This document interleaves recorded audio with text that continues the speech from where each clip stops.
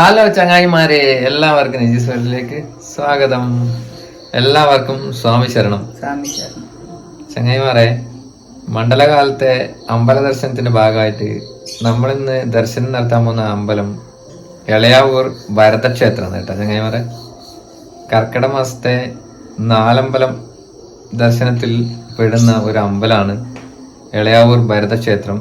മലബാർ ഏരിയയിലുള്ള എല്ലാവർക്കും അവിടെ പോയി കർക്കിടക മാസം ഭഗവാനെ തൊഴാൻ വേണ്ടി പറ്റുന്നതാണ്.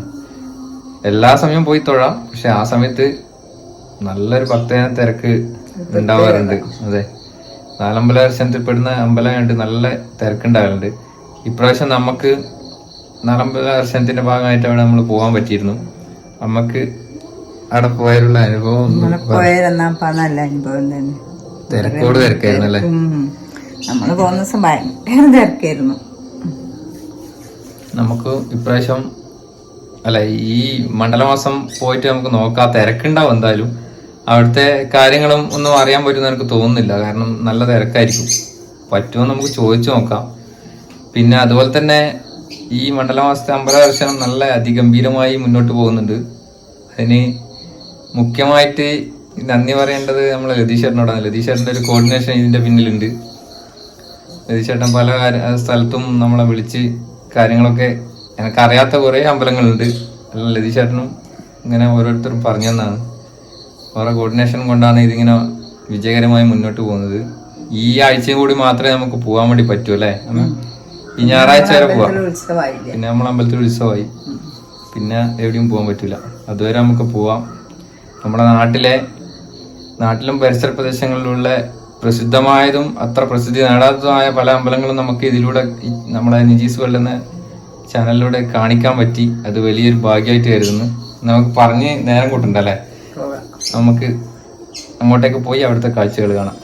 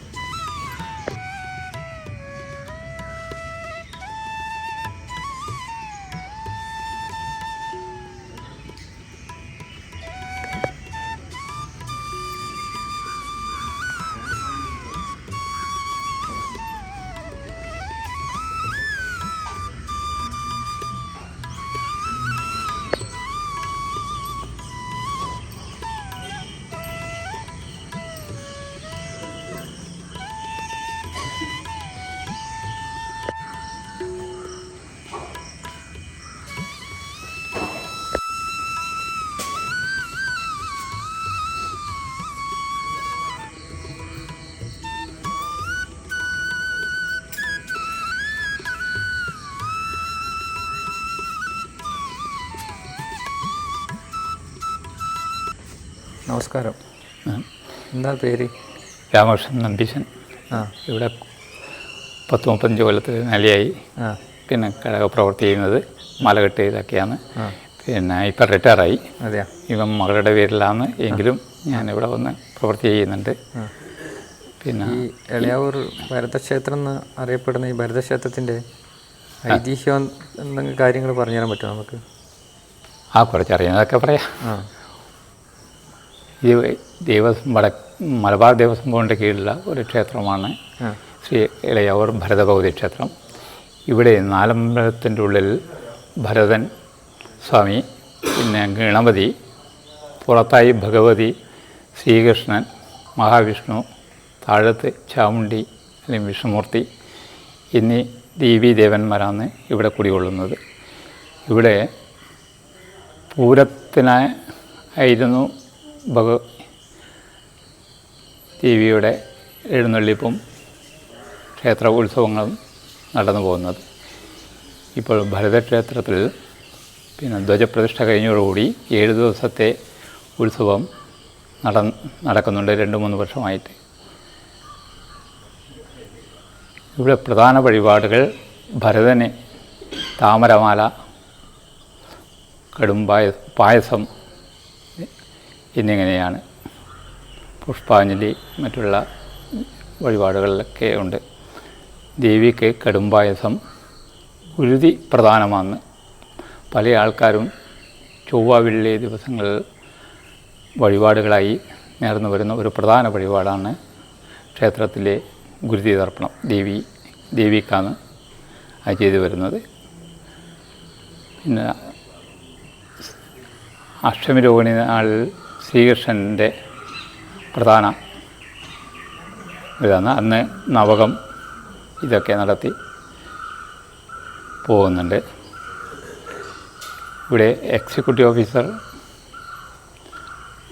ഭരണത്തിലും പിന്നെ ചെയർമാൻ്റെ ട്രസ്റ്റി ബോർഡ് ചെയർമാൻ്റെ കീഴിലുമാണ് ക്ഷേത്രം നടന്നു പോകുന്നത്. പിന്നെ വിശേഷാവധിക്ക് കമ്മിറ്റികൾ ഉണ്ടാക്കി എല്ലാ ഉത്സവാദികളും നടത്തിപ്പോന്നു. ഭഗവതി ഇവിടെ പിന്നെ കുടികൊള്ളുന്നത് 3 ജ്യേഷ്ഠാനുജത്തിമാരാണ് വന്നതെന്നും ആ ദേവിയിൽ ഒരു ദേവി പെരുങ്ങളായി കാവിൽ കുടികൊള്ളുന്നെന്നും ഒരാൾ നീലത്തകത്തോട്ടിലും ഇവിടെ മഞ്ചോറത്ത് എന്ന സ്ഥലത്ത് ദേവി നിൽക്കുകയും പിന്നെ ഒരു സ്ഥാനം കൊടുത്ത് ഇവിടെ കുടികൊള്ളുകയുമാണ് ഉണ്ടായത്. ദേവിയുടെ ആത്മ്യം. ഭരതസ്വാമി മുൻകാലങ്ങളിലെ വളരെ പഴക്കമുള്ള ഒരു ദേവനാണ് ഇവിടെയുള്ളത്.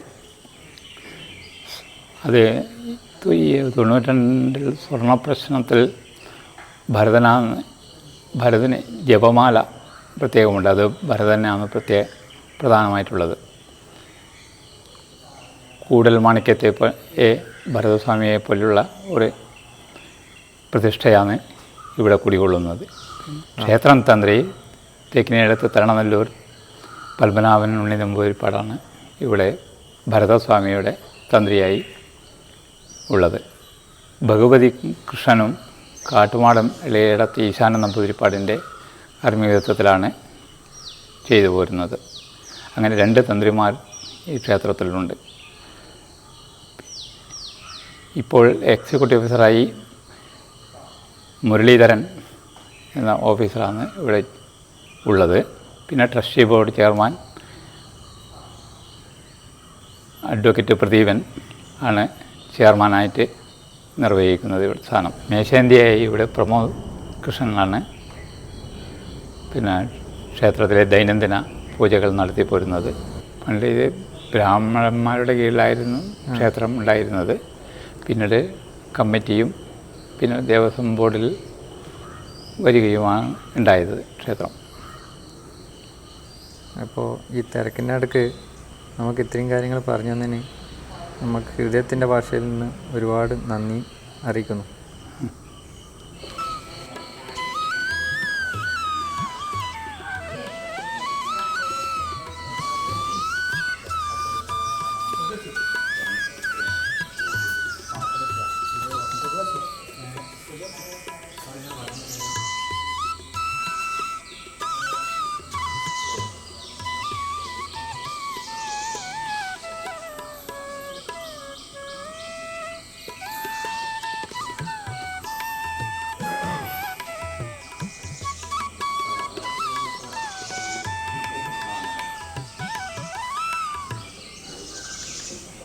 നമസ്കാരം. നമസ്കാരം. എന്താ പേര്? എൻ്റെ പേര് വിഷ്ണു പ്രകാശൻ.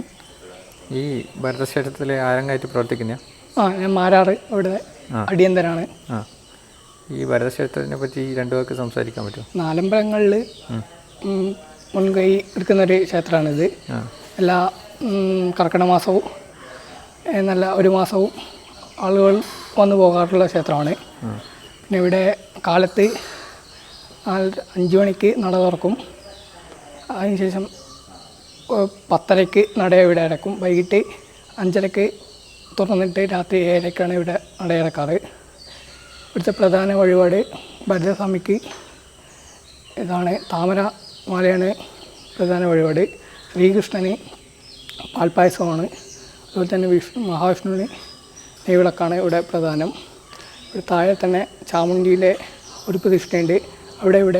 അവിടെയെന്ന് വെച്ചാൽ ഇവിടെ ക്ഷേത്രോത്സവം കഴിഞ്ഞിട്ട് 2 ദിവസം കഴിഞ്ഞാൽ താഴെ വിഷ്ണുമൂർത്തിയുടെ തെയ്യം ഉണ്ടായിരിക്കുന്നതാണ്. അപ്പോൾ ഒരുപാട് സന്തോഷം സംസാരിക്കാൻ പറ്റി. ഓക്കെ.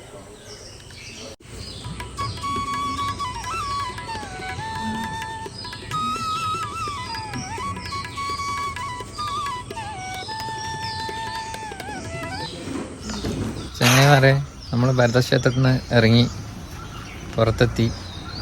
നമുക്ക് അനുഭവം എന്തുണ്ടെന്ന് ചോദിക്കാം. തിരക്കില്ലാണ്ട് ഭരതക്ഷേത്രം പ്രാർത്ഥിക്കാൻ പറ്റി. തിരക്കില്ലാണ്ട്. അന്നേരം നമ്മൾ നാലമ്പലത്തിൽ വരുന്ന സമയത്ത് ആ കർക്കിടക മാസ സമയത്ത് ഭയങ്കര തിരക്കേനു. ശരിക്കും ഒന്ന് തൊഴാനോ പ്രാർത്ഥിക്കാനോ ഒന്നും കഴിഞ്ഞിട്ടില്ല. ഇന്ന് നല്ല എന്നാ പറയണ്ടേ, നല്ല ദർശനം കിട്ടി, നല്ല ഇത് കിട്ടി, സന്തോഷം. അപ്പോൾ ചങ്ങായിമാരെ, നമ്മൾ നമ്പീശേട്ടനെല്ലാം പറഞ്ഞിരുന്നെല്ലാം കണ്ടില്ലേ. അപ്പോൾ എല്ലാവരും നമ്മളെ വീഡിയോ ഇഷ്ടപ്പെട്ടാൽ നമ്മൾ സപ്പോർട്ട് ചെയ്യണം. വീണ്ടും അടുത്തൊരു ചെറിയ വീഡിയോ ആയിട്ട് വരാം. എല്ലാവർക്കും ബായ്. നിങ്ങളുടെ സ്വന്തം നിജിയും അമ്മയും.